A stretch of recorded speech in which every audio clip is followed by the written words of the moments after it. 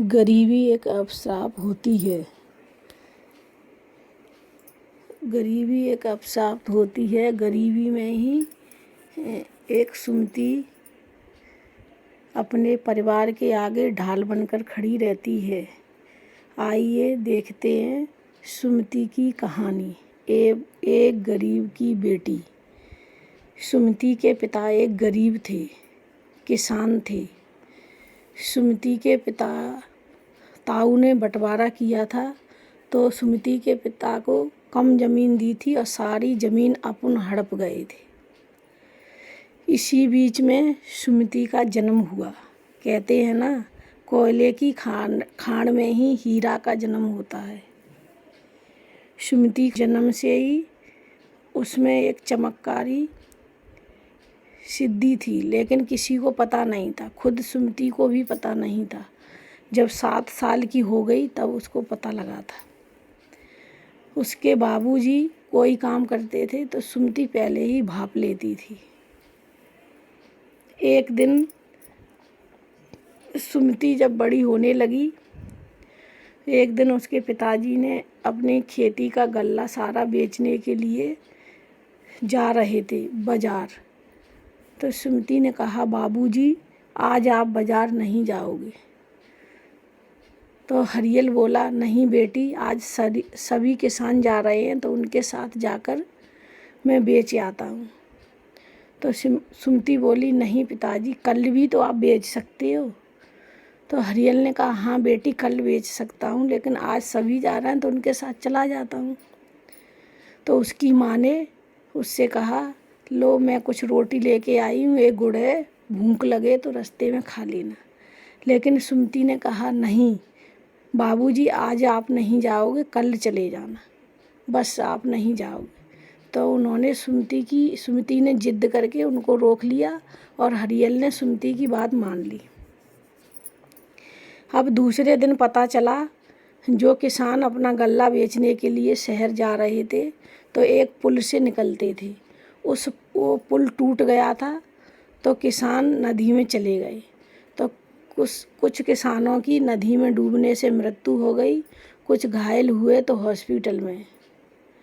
तो सुमति की माँ बहुत चिंता करने लगी। बोली, अगर सुमति कल आपको जिद करके नहीं रोकती तो आपके साथ भी ये हादसा होता। तो वो लोग समझ गए सुमति जो भी कुछ कहती है तो वो बात सत्य निकलती है। अब एक दिन उसका भाई उससे बहुत जलता था, जबकि उसके भाई ने ज़्यादा ज़मीन ले ली थी, इनके पास कम ज़मीन थी। एक कम ज़मीन में ही अपनी गृहस्थी चला रहे थे, लेकिन खुश थी। सुमति की माँ थोड़े ही पैसों में अपना पूरा घर चला लेती थी, लेकिन सुमति के पापा और उसकी माँ शामली तीनों खुश थी। लेकिन ये बात उसके भाई को हजम नहीं होती थी।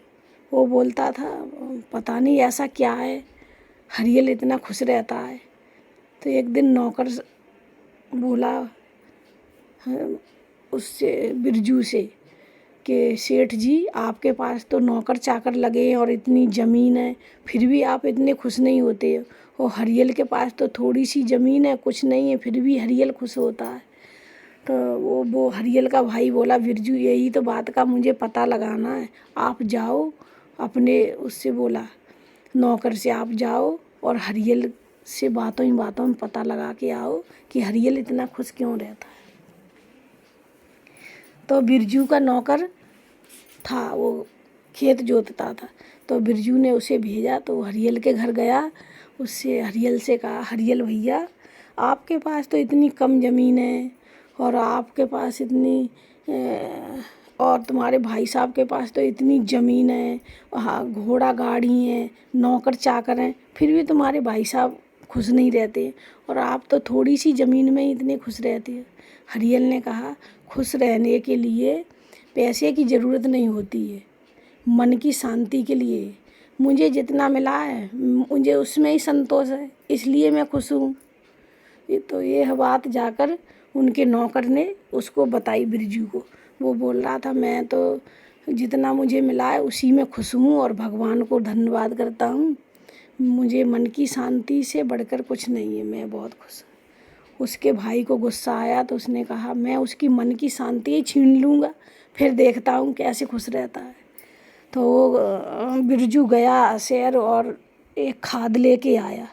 उस खाद में उसने जहर मिलाया था और आया हरियल के घर अपने छोटे भाई के, और गेट बजाया तो बज के गया हरियल।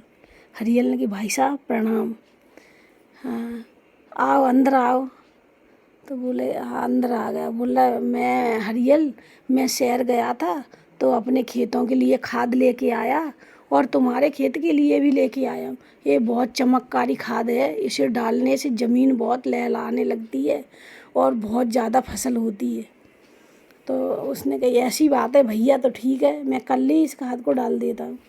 वो खाद दे के चला गया बिरजू। और बिरजू जाते जाते रास्ता में सोच रहा है मैंने देखा हरियल को कैसे उल्लू बनाया, अब वो कल ये खाद डालेगा तो उसकी सारी जमीन फसल जल जाएगी और ज़मीन बंजर बन जाएगी। और ऐसे सोचता जा रहा, घर पहुँच गया। लेकिन उसकी बेटी सुमिति को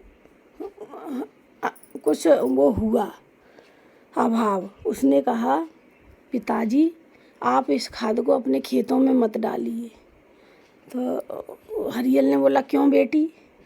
कि मुझे ऐसे लगता है ताऊ जी ने इसमें जहर मिलाया है। तो बोला नहीं ऐसा नहीं है। तो बोला अगर अब आपको बाबूजी डालना है ये खाद तो थोड़ी ज़मीन में डालना, अगर वो थोड़ी ज़मीन की फसल अच्छी होगी तब आप पूरी ज़मीन में डाल देना। तो उसने हरियल ने अपनी बेटी की बात मान ली और वो खाद लेके गया। उसने उस खाद को थोड़ी सी ज़मीन में डाला और डाल के रात को आकर घर में सो गया।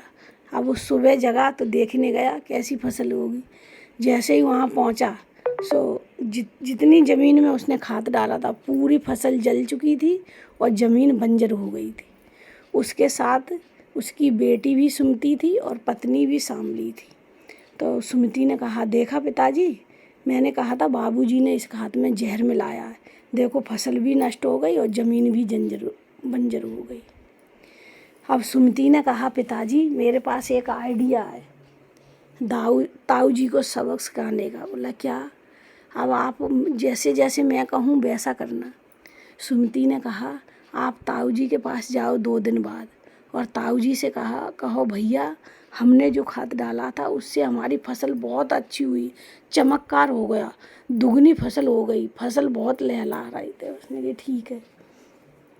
अब हरियल बिरजू के पास गया 2 दिन, बिरजू के पास गया और बिरजू से कहा भैया आपने तो कमाल कर दिया, आपने जो खाद मुझे दिया था मैंने वो खाद अपने खेतों में डाला तो मेरी तो फसल लहलहा गई और हर साल से दुगनी फसल हुई है। आपने भी वही खाद अपने खेतों में डाला था। पहले तो वो बिरजू सोच में पड़ गया और फिर सोचने लगा अगर इसकी फसल अच्छी हुई है तो मैं भी कल डालूँगा अपने। तो उसने वो खाद ले गया और सब नौकरों से कहा पूरी ज़मीन में खाद डाल देना, कोना कोना कहीं छूट नहीं जाए। तो नौकरों ने पूरी ज़मीन में सारी ज़मीन में खाद डाल दिया और आकर उसने खाद डलवा के सो गया। और रात में सोच रहा था सवेरा होगा तब मैं देखूँगा जाके मेरी ज़मीन खूब लहलहाएगी। अब सुबह हुआ तो सबसे पहले खेतों पे ही गया बिरजू। गया तो उसने देखा पूरी फसल नष्ट हो गई है और ज़मीन भी बंजर हो गई। अब बैठ के मुड़ पटक पटक के रोने लगा, ये क्या हो गया, हरियल ने मेरे साथ धोखा किया है। लेकिन मैं हरियल से कुछ कह नहीं सकता क्योंकि मैंने ही वो खाद उसे दिया था। लेकिन फिर दूसरे दिन वो हरियल के घर जाता है और हरियल से कहता है भैया आपने मुझे सही सलाह दी, मैंने खाद डाला तो मेरी तो ज़मीन लहलहाने लगी और बहुत दुगनी फसल हुई है। लेकिन मैं सोचता हूँ अब इतनी फसल का क्या करूँगा, इसलिए मैं शहर जाके कुछ दूसरा व्यवसाय कर लेता हूँ। इसलिए लो आप ये ज़मीन के कागज़ और आप ही हमारी ज़मीन ले लेना। तो हरियल खुश तो हुआ लेकिन बोला कुछ नहीं। तब तक उसकी लड़की सुमति बोली हाँ हाँ ठीक है ताऊ जी, आप बाबूजी को दे दो ज़मीन, बाबूजी कर लेंगे। तो वो दे के कागज़ खेती के शहर चला गया। अब हरियल और सांभली और सुमति खेतों पे गए, देखा तो खेत जल चुके थे और ज़मीन भी बंजर हो गई थी जहर के कारण। तो हरियल बोला सुमति से, बेटी इस ज़मीन में हम क्या करेंगे। तो सुमति बोली, बाबूजी आपकी ज़मीन आपको मिल गई जो ताऊ जी ने हड़पी थी। अब हम इस ज़मीन में खूब काम करेंगे, मेहनत करेंगे और इस ज़मीन को उपजाऊ बनाएंगे। फिर हरियल और शामली और सुमति ने खूब उसमें खुदाई करी और खुदाई करके उस ज़मीन को उपजाऊ ज़मीन बना ली। तो ये है एक गरीब की बेटी की कहानी। आपको अच्छी लगे तो कमेंट में लिखकर ज़रूर भेजना, सुमति की कहानी। धन्यवाद।